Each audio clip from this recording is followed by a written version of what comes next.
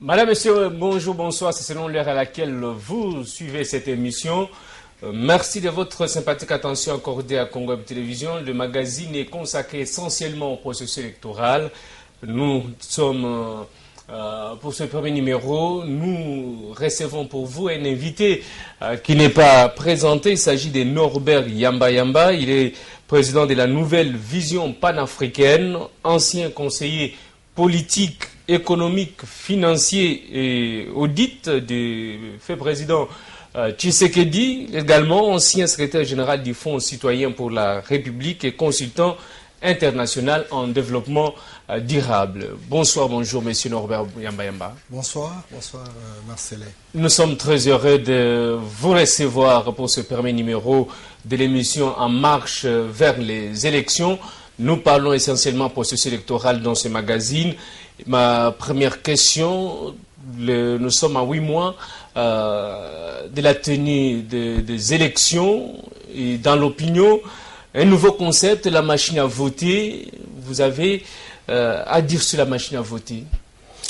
Merci Marcelin pour l'opportunité que vous m'offrez de parler du processus électoral, parce qu'en réalité, la situation de notre pays est devenue gravissime au point que notre peuple ne sait à quel se vouer. Et aujourd'hui, plus que jamais, les gens pensent que les élections deviennent finalement l'espoir, j'allais dire l'espérance de tout un peuple. Malheureusement, il y a beaucoup de douleurs d'enfantement qui véritablement font que les acteurs politiques ne s'entendent pas, notamment autour de cette question de machine à voter. Il est vrai qu'il y a deux tendances qui se dessinent. Il y a la tendance qui pense que la machine à voter est un processus numérique qui permet de faire avancer rapidement les choses, étant donné que le temps est relativement court et qu'il y a moyen, pour une rapidité quelconque, qu'on puisse aller vers cette machine, cette intelligence artificielle. Et cette opinion est soutenue par la CNI et renforcée par la mouvance présidentielle que je considère comme une sorte de convergence d'intérêts. Mais il y a une autre opinion, pas la moindre, c'est l'opposition et la plupart des organisations de la société civile qui pensent que on ne change pas les règles du jeu en cours du jeu. Le cycle 2006-2011 a été organisé de manière que les élections ont été manuelles et que les dépouillements ne posaient pas problème. Mutandis pour le cycle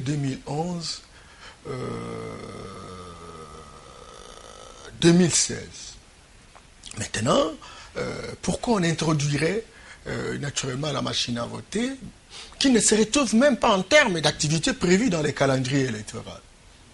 Il va de bon en loin que cette machine soit écartée de telle sorte qu'on puisse organiser véritablement les élections apaisées. Cette version est même renforcée, non seulement par le porte-parole des États-Unis, j'avais entendu Madame en parler aussi aux Nations Unies, la même version renforcée, même par le gouvernement coréen qui ne voudrait pas endosser la responsabilité au vu de ce qui peut advenir comme problème qui vont surgir autour véritablement de cette machine. Tout compte fait, les acteurs ne s'entendent pas. Or, la CNI, en principe, a été mise en place par la volonté des acteurs, à la fois de l'opposition et de la majorité, qui estimaient en réalité que le ministère de l'Intérieur, qui, en principe, a prérogative d'organiser des élections, faisait partie d'un camp et que cela n'était pas suffisamment impersonnel pour rassurer les uns les autres. Il fallait un organisme censé être indépendant, renforçant, mettant en place les représentants des uns des autres pour que les élections soient apaisées. Malheureusement, la CNI se considère aujourd'hui comme un organisme à part qui a le droit de faire ce qu'elle veut. Les acteurs ne s'entendent pas autour d'une question. Au lieu d'aller dans la direction d'avoir un consensus, la CNI pense qu'elle ne peut pas dormir. Elle ne peut pas dormir, elle ne peut pas avoir sommeil si elle n'organise pas véritablement ces élections au travers c'est pas cette machine à voter que d'aucuns considèrent comme une machine à tricher. Donc, à toute sincérité, moi personnellement, j'estime que parce que cela apporte un doute, parce que cela dramatise les relations politiques, parce que cela pousse déjà même à des contestations avant que les élections ne se réalisent, la meilleure façon, c'est de pouvoir mettre de côté cette machine et qu'on revienne véritablement à l'ancien système, encore que, bon, on sait qu'on se mette d'accord tous dans le cycle prochain, que l'on puisse utiliser la machine.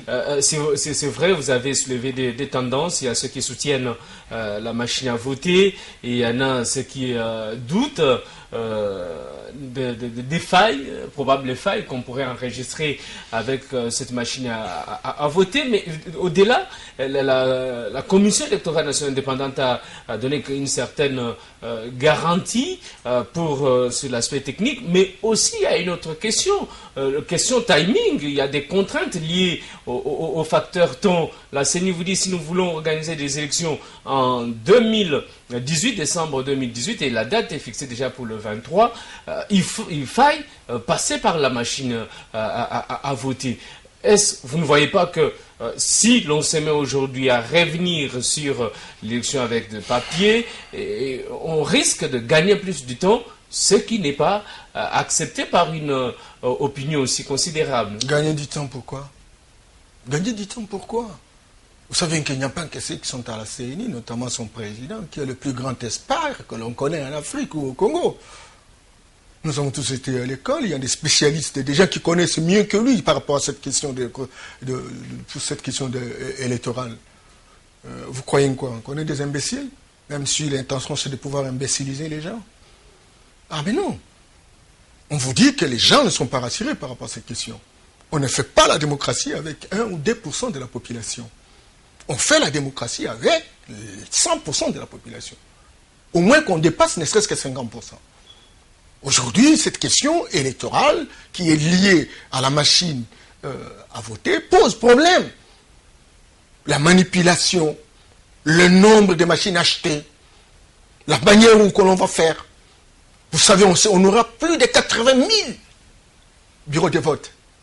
Il y a des partis qui ne seront pas représentés. On va faire quoi? On veut nous amener à un bourrage? Parce que c'est une imprimante. Mais d'aucuns disent c'est l'imprimante. Mais écoutez, l'imprimante ne fonctionne pas de manière autonome. Il y a une sorte d'intégration avec un logiciel qui commande l'imprimante. Comment va-t-on faire dans des endroits où il n'y aura pas de représentants des partis politiques? Autre que ceux qui sont soutenus par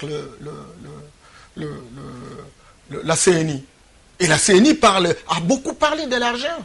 La CENI reçoit de l'argent. Vous savez, même au niveau des chancelleries, j'ai suivi le rapport des amis de l'Observatoire pour les dépenses publiques. Ils ont fait sortir un rapport où 75 millions de dollars ont été versés à la CENI par les chancelleries. Il n'a jamais été question de comptabiliser cela. Justement, parce que tout le temps, excusez, tout le temps, il y a la question de la contrainte ou des contraintes financières. Vous savez que la CENI avait posé des conditions. Il faudrait qu'il y ait des moyens à temps, selon les chronogrammes bien fixés par elle. Et elle pense également que ça pourrait économiser, l'utilisation de la machine à voter pourrait économiser, étant donné que la République démocratique du Congo n'a pas assez de moyens. Vous savez, moi, ce qui m'inquiète comme panafricaniste, ce qui m'inquiète, c'est que le Congo n'a pas pris la hauteur de ce qu'elle représente en termes de valeur intrinsèque pour le développement de l'Afrique. Aujourd'hui, nous avons 5 régions. Il y a le nord, et vous voyez les nordistes comment ils se battent à longueur de journée autour de l'Égypte comme locomotive pour booster. L'Égypte, l'Algérie, le Maroc aujourd'hui sont des émergents. La Tunisie, ils se battent à longueur de journée. L'Égypte a aujourd'hui plus de 310 milliards de dollars de produits intérieurs bruts. Il y a des TGV, il y a des Trémiouis. Il y a des grands projets opérationnels. Moutandis, pour le Maroc, l'Algérie, la Tunisie, etc. Mais tout cela passe par la stabilité politique. Bien entendu. Je m'excuse beaucoup. Je suis en train d'avancer. Vous allez au Nigeria, La même chose, la Nigeria a connu des récessions économiques, mais il est resté à 500. Il est resté à 520 milliards de dollars de produits intérieurs bruts. Aujourd'hui, il y a des rails pour TGV. Aujourd'hui, des tramways. Les villes sont en train d'être modernisées. Non, mon ami. Vous allez en Afrique du Sud. 30 seulement de gens sont pauvres. 70% ont déjà. C'est pas affranchi de la pauvreté. On ne veut pas parler des aéroports, on ne veut pas parler des routes, on ne veut pas. Et l'Afrique du Sud, il graine autour de lui le Botswana. Et vous savez, le Botswana aujourd'hui, c'est parmi les miracles. Mais est-ce que cela n'est pas... Il faut que je termine. Rapidement, parce que vous donnez des exemples, c'est vrai. Mais quelque part, c'est la classe politique qui est plus dans le débat sur la machine à voter, alors que de l'autre côté, la CENI tient à organiser les élections dans le temps, peut-être pour donner légitimité à la nouvelle classe ou à ceux qui pourront gagner les élections, afin de régler toutes ces questions. Non, j'étais vraiment en train de terminer en se disant qu'à l'Est, il y a l'Éthiopie qui était autrefois un pays affamé. Aujourd'hui, avec 105 millions d'habitants, l'Éthiopie dispose d'un premier parc éolien en Afrique. Premier barrage, le barrage de la Renaissance, qui dessert l'électricité sur l'ensemble du territoire, etc. 6 000 mégawatts, et nous avons la potentialité de 100 000 mégawatts. Et vous avez en Afrique centrale, c'est le Congo-Kinshasa. Mais le Congo-Kinshasa a 40 milliards de dollars de produits intérieurs bruts. Et donc l'Afrique est bloquée à cause du Congo. Kwame Nkrumah, Sékou Touré, Modibo Keïta à l'époque, Lumumba, ils ont estimé que la capitale des États-Unis d'Afrique se trouverait au Congo. Pourquoi l'élite politique et intellectuelle ne prend pas conscience de ce que cela représente en termes de ses valeurs? On dit non, mais pour que nous ayons une bonne élite, que ce soit une élite d'excellence, que ce soit une élite transformationnelle, il faut organiser les élections. Et la CENI s'est mise en complicité dans une sorte de duplicité, de complotation, à organiser des élections qui vont créer des douleurs d'affrontement. Des élections qui vont véritablement créer des incompréhensions récurrentes. On veut quoi? On veut bloquer l'Afrique? On croit pouvoir bloquer le Congo? Mais c'est la honte. Parce que plus personne ne nous respecte en Afrique. Des petites choses élémentaires, que même quelqu'un qui n'a pas été à l'école primaire sait comprendre. La CENI pense qu'elle est plus intelligente que tout le monde. Des enfants du primaire, de l'école maternelle, savent qu'il y a une sorte de convergence d'intérêts autour de cette question d'organisation irrationnelle des élections. On veut écarter les gens, on veut tromper, on veut dribbler, au travers même les fichiers électoraux, au travers même le nombre de votants. Tout cela, c'est la CENI qui joue ce jeu, un laboratoire malsain. Non, mon cher ami, on veut parler vraiment des élections. Le problème, et je termine, le problème n'est pas d'organiser les élections, mais le problème, c'est d'organiser des élections qui permettent de faire le choix des hommes et des femmes qui sont capables de relever le défi. Et le vrai défi, c'est de lutter contre la pauvreté. Il me semble que ce ne sont pas ces élections qui sont organisées. On n'a pas conscience que pour quitter du nord vers le sud, pour quitter de l'ouest vers l'est, il faut passer par le centre qui est le Congo. Donc, le Congo a ciblé la locomotive. Il me semble qu'aujourd'hui, le Congo est à genoux. Donc, mes frères de la CENI doivent réfléchir deux fois. Parce que, en voulant trop monter, Monsieur Norbert Yamba, puisque vous avez donné là les conséquences, je voudrais qu'on aille vers les conséquences. La CENI vous dit, les politiciens sont habitués au débat, nous travaillons, il y aura élection le 23 décembre 2018 avec la machine à voter. Quelles sont les conséquences si nous allons aux élections avec cette machine? Vous savez, la CENI semble insinuer ironiquement que les politiciens aiment le débat. Mais la démocratie, c'est une gestion de contradictions. C'est un droit au désaccord. C'est la discussion, c'est les débats. S'ils n'ont pas conscience de ça, je suis désolé. Là, on est dans un écosystème politique de pourriture intrinsèque, à purifier. Ça frise même une sorte d'adolescence retardée. Si on réunit la valeur intrinsèque de ce qui représente le débat sur le plan politique, on doit faire le débat. Et quand on fait le débat, c'est pour assurer la performance des institutions. Si aujourd'hui, au niveau de la CENI, on voudrait que les élections se tiennent de manière apaisée, nous en parlons. La CENI, quelle est la nature juridique de la CENI? C'est une institution publique. Et l'institution publique doit écouter le public. Qui a toute son indépendance. Hein. Bien entendu. Il ne faut pas que l'influence de politique à tout moment revienne dans la marche.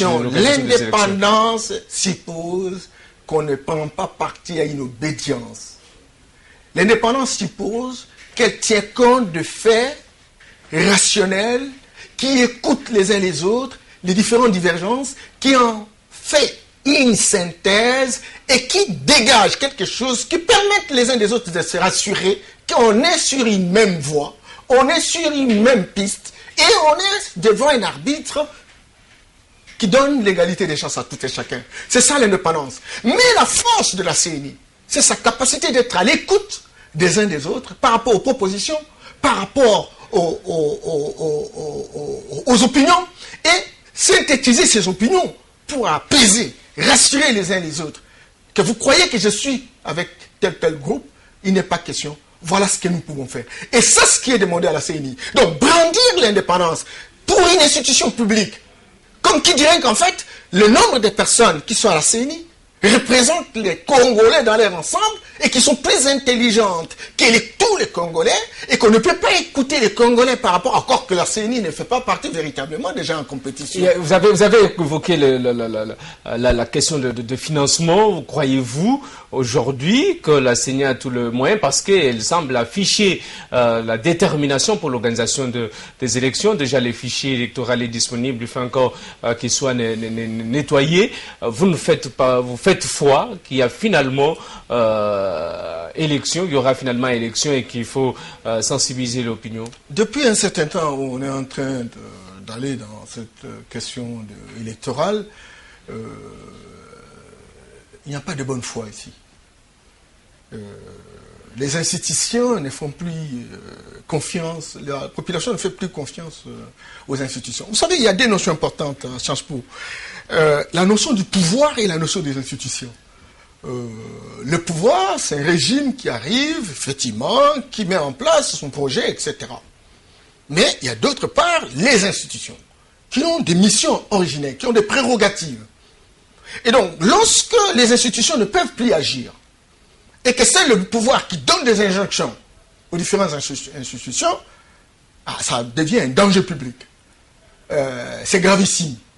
Et le pays ne peut jamais avancer. Parce qu'il n'y a pas de rempart pour atténuer la dose de ce qui représente le degré d'imposition de pouvoir par rapport aux institutions. Nous sommes véritablement en train de vivre cette expérience malheureuse. Vous allez voir la justice, donc, elle est robotisée à souhait. Vous allez voir toutes les institutions, même celles qui sont... Même celles qui sont d'appui à la démocratie. Vous n'avez pas de preuves que la CENI est réellement instrumentalisée par les pouvoirs. Mais je voudrais quand même que vous puissiez analyser. Nous avons déjà un fichier électoral qui est mis en place. Il faut encore, je disais, qu'il soit nettoyé. La CENI montre la détermination. Mais malheureusement, ce sont les acteurs politiques qui sont le premier compétiteur qui apparemment ne se sentent pas encore concernés par cette détermination. Ils se disent qu'il faut encore discuter sur le fichier électoral et consorts au lieu de sensibiliser leurs militants d'aller vers l'essentiel. Non, les gens sont sensibilisés. Il ne faut pas prendre notre peuple de naïfs.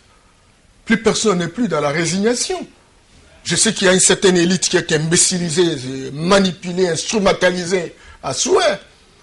Mais aujourd'hui, il y a des hommes et des femmes qui ont compris qui sont les auteurs de la catastrophe, qui sont de la pauvreté que nous vivons aujourd'hui. Donc, vous voulez parler de l'élite, moi je parle de la société civile d'en bas. Où vous trouvez des paysans, des dockers, des menuisiers, des maçons, tous ces gens, des fonctionnaires, des policiers qui en réalité sont incapables d'envoyer des enfants à l'école, qui ont besoin des hommes et des femmes d'excellence pour gérer la République de manière équitable et équilibré. Et donc, ces gens-là sont là en train d'entendre. Malheureusement, au sein de la classe politique, vous avez pleinement raison. On n'a pas l'impression qu'on a élevé les options, parce qu'il faut faire une pierre deux coups. Au même moment qu'on est en train véritablement de vouloir rationaliser le processus piloté par la CENI, c'est au même moment qu'il faut aller dans la direction de de la purification, de l'organisation, de la sensibilisation des militants et militantes autour véritablement de cette question électorale. On prend beaucoup de temps à critiquer, mais on ne s'organise pas. Même tous ceux qui font véritablement les alliances aujourd'hui. Quelle est leur cartographie électorale? Comment ils se répartissent les espaces géographiques? Comment il faut la mobilisation des ressources pour arriver véritablement à booster la situation? Là aussi, c'est un déficit au niveau de la réflexion, un déficit au niveau de l'engagement, un déficit aussi au niveau des stratégies innovantes qui permettent à la société de respirer. Donc, moi, je pense aujourd'hui plus que jamais, on a besoin que le processus soit véritablement assumé par la CENI, encore qu'elle soit rationnelle, sortir des passions, sortir des émotions toxiques, mais que les gens s'organisent. J'ai eu plusieurs fois l'expérience, parce que j'ai exercé aussi les fonctions d'observateur électoral, etc. Vous avez quelqu'un à Bafasende en train de poser la question à Kinshasa. Kinshasa, il pose la question à Bafasende. Qui peut nous donner les résultats à Bafasende? Alors, on ne connaît personne à Bafasende. Vous allez savoir combien, encore que vous savez le pouvoir, comment il fonctionne. Vous posez la question, je ne sais pas, à Ikela. Est-ce que vous ne connaissez personne? Alors, c'est maintenant, plus que jamais, que les gens se mettent ensemble, pas réfléchir autour des déclarations qui sont des incantations inutiles, des coups de gueule mégaphoniques, des déclarations martiales. Ce ne sont pas ces déclarations qui permettent d'organiser. Et la société ne s'organise pas autour des déclarations. La société s'organise autour des schémas. Il faut monter ces schémas. On en a besoin des schémas alternatifs. Alors maintenant, il faut saluer. Quand vous parlez du schéma alternatif, là, dès lors que la CENI vous dit il y aura élection avec la machine à voter, que, par exemple, pour l'opposition qui ne veut pas de l'utilisation de ces machines, il faut avoir des stratégies, d'alternatives. Que fera-t-on s'il y a élection?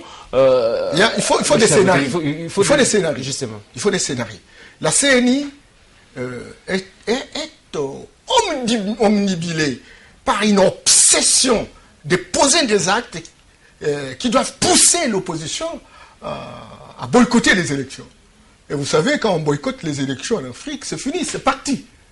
Et tous les actes qui sont aujourd'hui organisés, à la fois par la CENI et son partenaire stratégique, le pouvoir, etc., c'est justement poser des actes qui permettent à l'opposition de dire « niet ». Et c'est comme ça que moi je voudrais, au niveau de l'opposition, qu'il y ait une sorte de laboratoire qui fonctionne.